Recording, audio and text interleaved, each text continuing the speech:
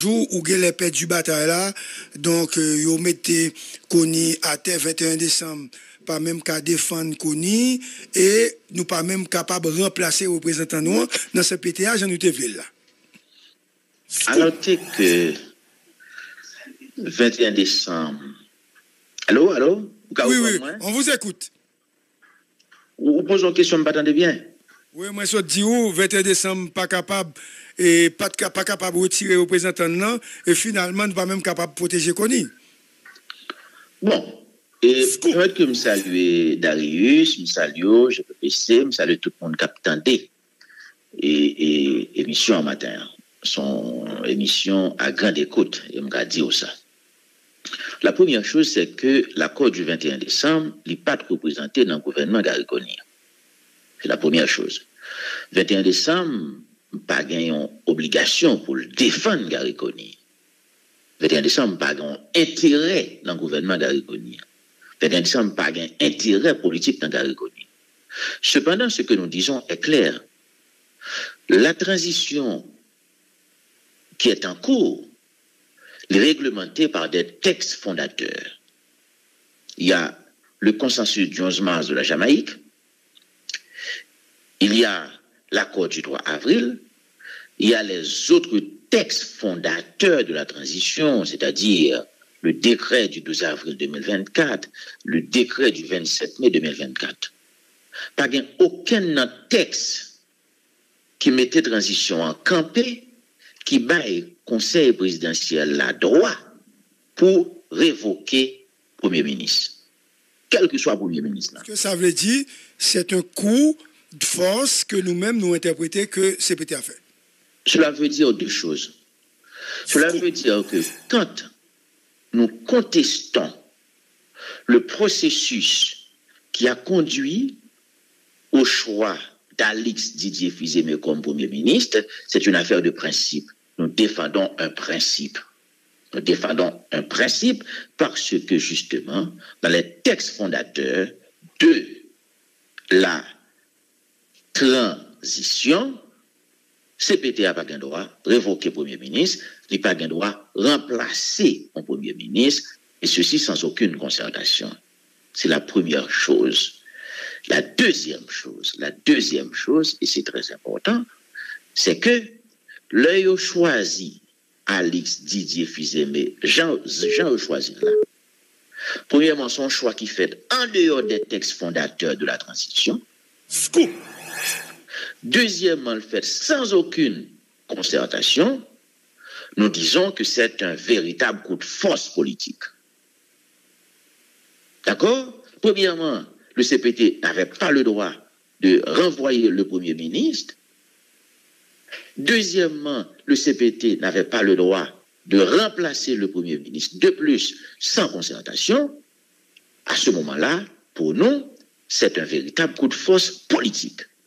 C'est un véritable coup de force politique inacceptable. Et tout le monde connaît le choix de M. Fils-Aimé et son choix de loyauté. Je ne vais pas le dire plus dans l'émission matin, hein? C'est une dette qui a été payée. Dans le landerneau politique, tout se sait. Quand je dis landerneau politique, dans la petite société politique, le petit milieu politique, tout se sait. C'est une dette qui a été payée. Je ne vais pas le dire plus sur ça matin, hein? Mais tout le monde le sait, c'est une dette qui a été payée. Alors, le plus important, c'est que sur le plan politique, bon choix qui fait, bon processus qui mène, qui sortit dans la révocation Gariconi, qui arrive dans la nomination Alix Didier Fils-Aimé comme Premier ministre, ce processus a été conduit en violation des textes fondateurs de la transition. Ce processus a été conduit sans aucune concertation avec les parties prenantes, les secteurs signataires de l'accord du 3 avril qui détiennent la légitimité du processus. Cela est inacceptable. Voilà pourquoi nous disons que cela met en péril la crédibilité de la transition, la neutralité de la transition, et personnellement, j'ai gagné des discussions avec des gens au niveau de la CARICOM, habitué à parler avec eux, moi dit il faut qu'ils reviennent à la charge avec bien sûr le support de la communauté internationale, pour que nous puissions redresser la situation. Il y a plusieurs bagailles qui peuvent adresser là. Michel, redressement situation, c'est vrai, au capable de international a intervenu pour ça. Mais que nous avons abordé d'autres questions spécifiques avec, parce que nous sommes en politique. Le 21 décembre doit gagner tout au moins une flexibilité malgré le constat que nous faisons. Une flexibilité. Comme le choix de Didier est déjà fait, et Didier est déjà installé comme Premier ministre, est-ce que Premier ministre installé, Premier ministre Didier Fils-Aimé pas capable de rentrer en consultation avec 21 décembre et offrir 21 décembre non seulement au poste ministériel, mais direction générale dans le cadre d'un compromis très large puisque ou pas de gain, ou pas de représenter dans le gouvernement qu'on y a.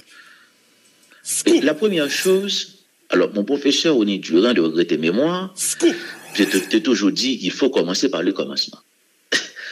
Pour nous, la première chose, c'est de retourner sur la table, analyser la situation et voir ce qui a été fait, ce qui a été mal fait et tenter de redresser la situation. Redresser la situation, on l'a dit qui ça pour nous. Depuis le départ, nous avons position depuis le scandale BNCAPT. L'accord du 21 décembre est clair. On ne pourra pas réussir cette transition avec la présence des 3 conseillers présidentiels épinglés dans les conclusions du rapport de l'ULCC et aujourd'hui inculpés au cabinet d'instruction. C'est le point de vue de l'accord. Nous-mêmes, dans le 21 décembre, nous n'avons pas accepté aucune entente, aucun compromis qui n'a participé dans un nouveau gouvernement. Depuis, il n'a pas réglé le problème inculpé. Écoutez, c'est-à-dire qu'on ne pourra pas réussir la transition sans le retrait et le remplacement des 3 conseillers présidentiels épinglés dans les conclusions du rapport de l'ULCC, inculpés au cabinet d'instruction. Et ce point de vue est conforme. Vous dites, Maître André Michel, écoutez, je termine. Ce point de vue est conforme. Ce point de vue est conforme à l'article 2 du décret du 12 avril 2024. C'est la première. Vous dit qui ça? Là, nous tournons sous table de négociation. La première chose qui va être adressée, c'est le dossier des 3 conseillers présidentiels désormais inculpés au cabinet d'instruction. Michel, je dois vous confier que si c'est ça que 21 décembre gagne comme outil pour la discuter, Didier n'a pas de capacité pour l'aller, comme vous parlez de dette, il y a un monde qui gagne dette, c'est un monde qui baille Didier pouvoir, et vous te comprenez, vous te connaissez, moun ça, papa vin essayer, mettre moun qui mettait le sous pouvoir en difficulté, donc ou déjà pas vin sous table de négociation. Attendez. Ça, c'est la première chose. La première chose, écoutez. Entendez. La première chose, le dossier des 3 conseillers inculpés au cabinet d'instruction, il faut que cela soit, faut nous évacuer ça le plus vite possible. La deuxième chose, c'est les conditions de la nomination de M. Alix Didier Fils-Aimé. Cette nomination a été faite en dehors des textes fondateurs de la transition. Cette nomination a été faite sans aucune consultation avec les parties prenantes qui détiennent la légitimité du processus. Et il m'a dit, je pensais que dans un avenir pas trop lointain, avant longtemps, les discussions vont reprendre. Et ces 2 questions seront sur la table. Moi-même, moi dit, on carré comme eux, ils ont une grosse responsabilité dans ce qui va passer là. C'est eux qui ont conduit le processus de médiation qui menait à formule ça. Et ils ont une responsabilité pour retourner sous table de discussion avec les parties prenantes pour redresser la situation le plus vite possible. Et redresser la situation. Et président et CPTA, lui attaqué monsieur CARICOM ou qu'on n'est pas du tout tendre avec eux. Donc CARICOM, même policier, il ne doit pas voir encore suite à dernière rencontre et dernière prise de parole et échange qui pas du tout qui pas correct qui te gagne entre les Voltaire avec mon CARICOM. Au courant de ça. Pas au courant de ça, mais moi-même faut qu'on dise. J'ai environ 2 ans depuis que j'ai pratiqué l'Esti Voltaire, surtout dans le processus de négociation que CARICOM a mené depuis pratiquement 2 ans. Et je trouve l'Esti Voltaire son qui paraît moins sage. Bon, je ne sais pas si c'est en apparence. Si on a dit l'Esti Voltaire a une attitude arrogante avec un monde, il faut me taire pour me d'accord. C'est pour vous dire que ça, je ne sais pas. Mais ça me connaît. C'est que on va revenir sur la table de négociations politiques dans un avenir pas trop lointain, avant longtemps. Et les parties prenantes qui détiennent la légitimité du processus, il y a 2 problèmes qui vont le poser dans la discussion. Dossier 3 messieurs et dossier domination Didier Fils-Aimé. Parce que nous ne sommes pas capables de rentrer dans la logique de coup d'État pour nous sortir dans le processus. C'est vraiment qu'on est. Je ne vais pas parler plus sur ça. Une dette qu'un pile monde dans le conseil présidentiel la gain pour M. Fils-Aimé. C'est une dette qui a été payée. Domination là, c'est ça lié. Je ne vais pas parler plus. Peut-être on l'aime à parler plus sur ça. Mais, on veut payer dette ou payer dette ou, mais ça n'a pas autorisé pour craser le processus transitionnel là, que nous tous nous mettons en place comme partie prenante haïtienne avec la participation de la CARICOM. Parce que pour nous, on est en train de prendre une très mauvaise direction. La transition est en train de dérailler. Les principes directeurs de neutralité, d'indépendance qui doivent caractériser le processus-là, nous pas la donne. Avec Didier Fils-Aimé, il n'y a pas d'indépendance pour le processus. Et c'est une personnalité politique, c'est un businessman qui a un clan parle dans le secteur privé, qui a un groupe parle dans le secteur privé, qui est dans la politique. Si c'est lui-même, il va orienter le processus dans une direction partisane. L'indépendance du processus transitionnel est en question. Et deuxièmement, neutralité, pas parler ça même. Tout le monde compte côté le sorti, qui a acquaintance politique, qui a ligne politique. Non seulement il y a une dette qui a été payée, ça c'est l'aspect moral, au mon opportun, m'a parlé plus sur lui, mais deuxièmement, sur le plan politique, on a parlé d'une transition, il faut que tout le monde soit capable, confortable, ou pas capable de remettre transition, et à un monde qui va orienter dans une direction bien déterminée, dans une direction partisane.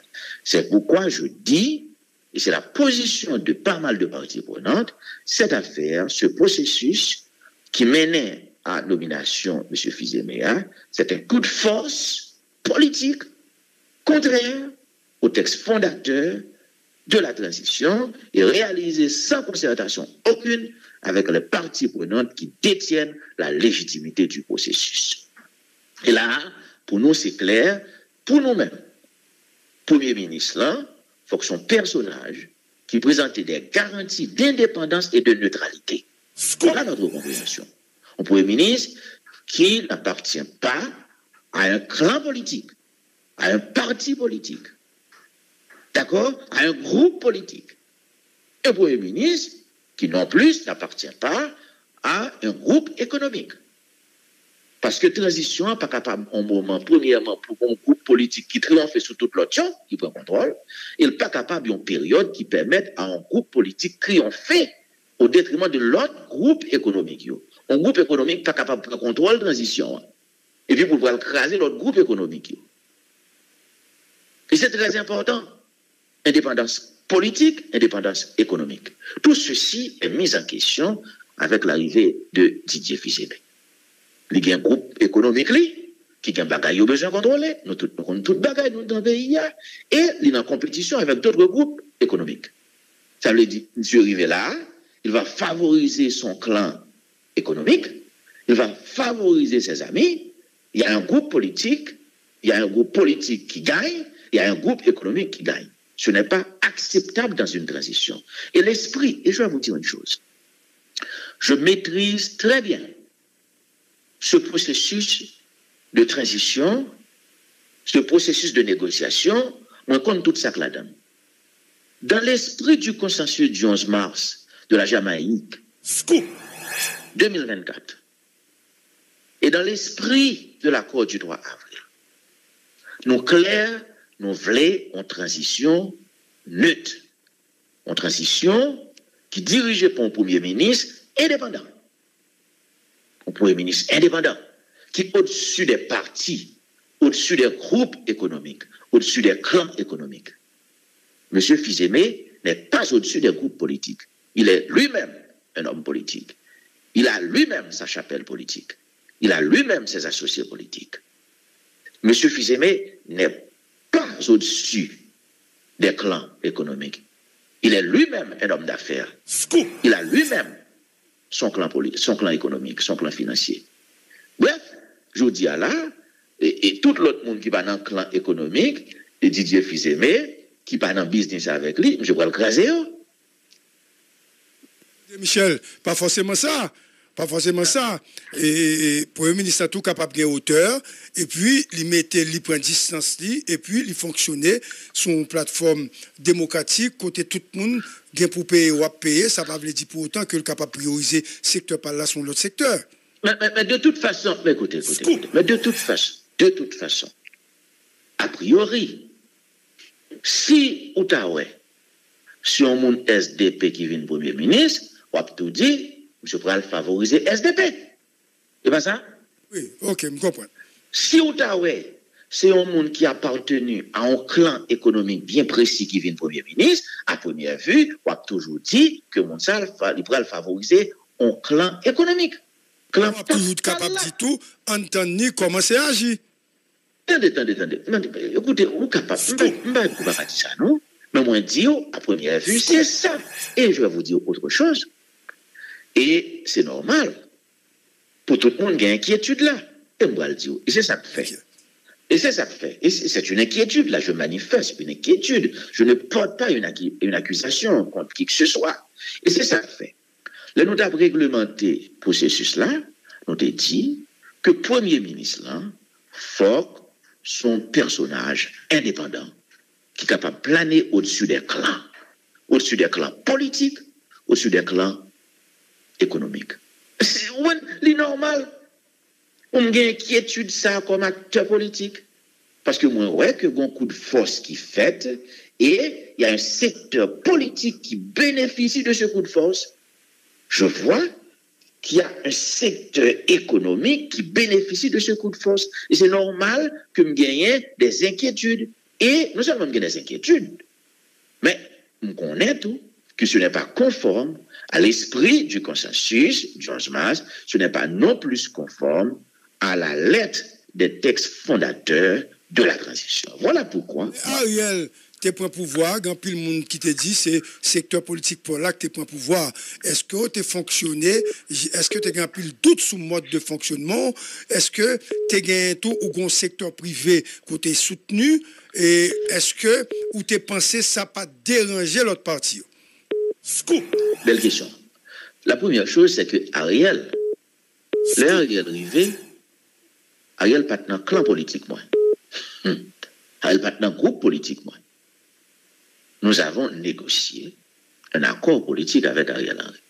Mais la vérité, c'est que Ariel Henry s'était fait preuve de dépassement de soi. Ou capable de reprocher Ariel tout ça, elle a fait preuve de dépassement. Il n'a pas laissé aucun clan politique prendre contrôle de l'espace pouvoir de côté. Il n'a pas quitté aucun clan économique prendre contrôle du pouvoir.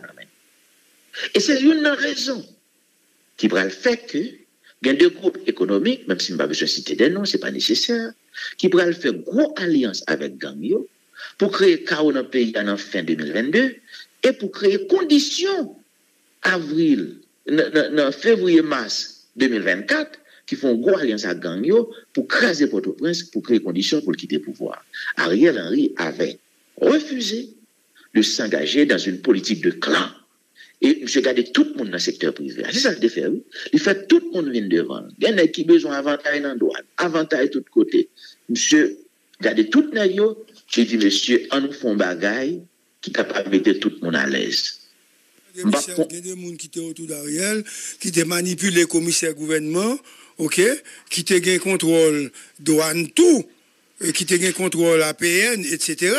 Ça veut dire qu'il y a des gens qui ont fait preuve, qui ont manipulé Konatel, et même si ce n'est pas tout, même, mais attendez, Michel, et il y a des gens qui ont fait un pile bagaille, parce que il y a des gens qui ont tellement fait des bagailles, si ce n'est pas bon juge d'instruction, il y a des gens qui nous connectent dans la prison, parce qu'il passe le commissaire gouvernement l'ordre, oui. Deux bagages. La première chose, c'est que moi-même, ça me connaît. Et ça, tout le monde, ouais. Ariel Henry au pouvoir, monsieur organisé. Ariel, mais de certaines personnalités proches. Ariel Henry au pouvoir, il fait tout le monde paye taxes, tout le monde paye la douane, et si ça fait l'État te ramasser tout comme ça. C'est la première chose. Ça ne vient pas se bouquer. Deuxièmement, dans tout pouvoir politique capable d'excès zèle. Non. Ouais. Non. Écoutez, dans tout pouvoir politique, dans toute entreprise politique, dans toute entreprise quelconque capable de gagner cette zèle. Moi-même dans la radio, ce qu'on peut faire, je dois gagner cette zèle. Ok?